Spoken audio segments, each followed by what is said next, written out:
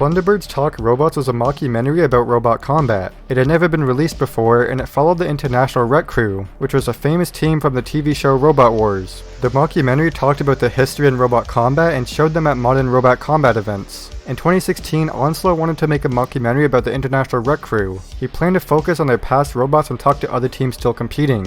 They wanted to release a DVD of the mockumentary and donate the money to good causes like cancer and homeless charities. Onslow and Kilburn worked with Kinema Color Media in 2017 to film the mockumentary. They went to different robot combat shows and educational events and filmed in the team's robot workshop.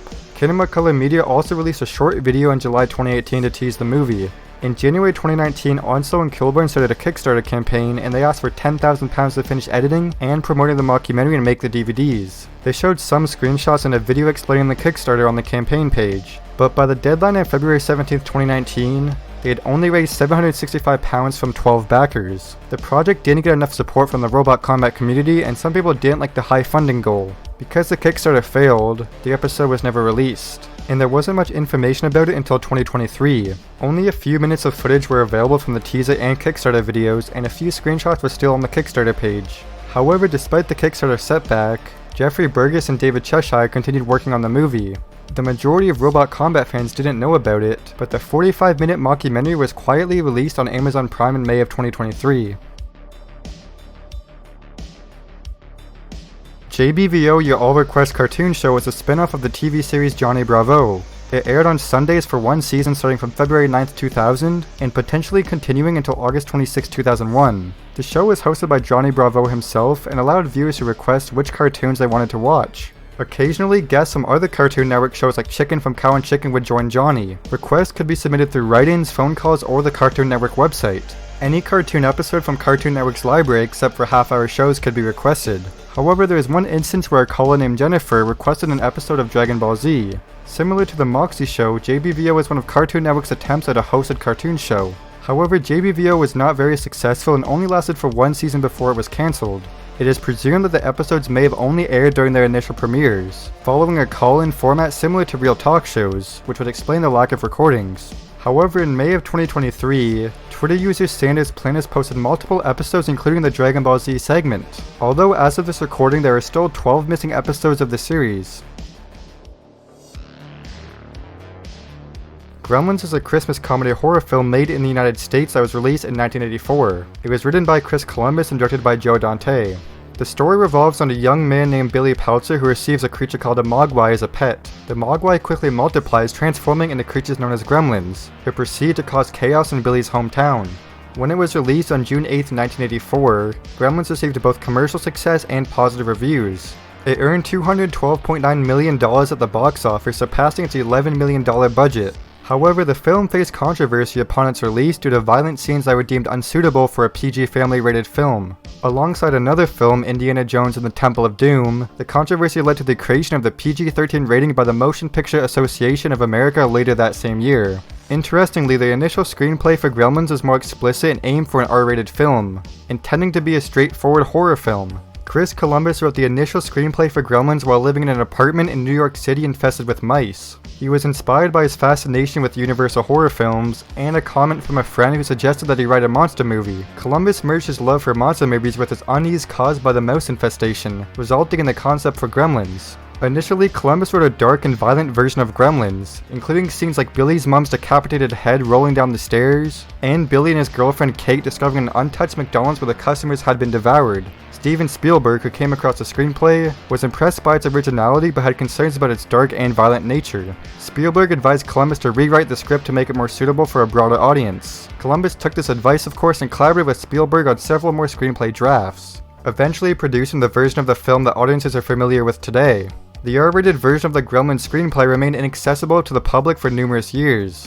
The only glimpse into its contents were provided in a 2020 interview with Columbus published by Collider. The screenplay specifics were discussed, but it wasn't widely available at the time. However, everything changed when Lost Media Wiki user Acrylic and Yoshikiller 2S entered the scene. They managed to get the R-rated draft of the screenplay dated April 27, 1982. Yoshikiller, unbeknownst to them, had kept the screenplay in the collection for approximately a year, mistakenly assuming it to be one of the PG-rated drafts. It wasn't until May 17, 2023, when Acrylic enlightened Yoshikiller about the true nature of the screenplay's contents, and they released it online shortly after. Leps World Run was a video game created by Nearbyte as part of the Leps World game series. It was intended to be the 4th installment and was developed in 2014. A trailer for the game was released on November 18, 2014. Initially, the game was launched on the App Store for iOS devices, with plans to eventually release it on the Android Play Store and the Microsoft Windows Store.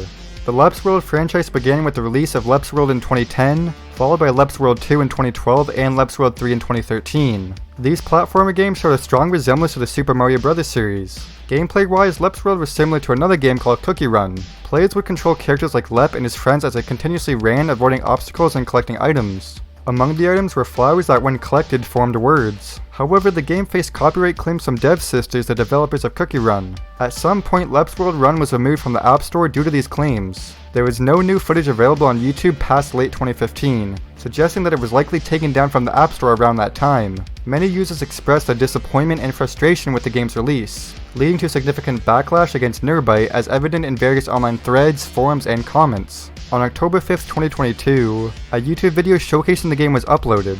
However, the uploader did not share the game's IPA file, which is the iOS-style application format to play the game. Fortunately though, on May 20th, 2023, user BlueJayDude Productions extracted the IPA file and made it available on archive.org, finally making it fully playable.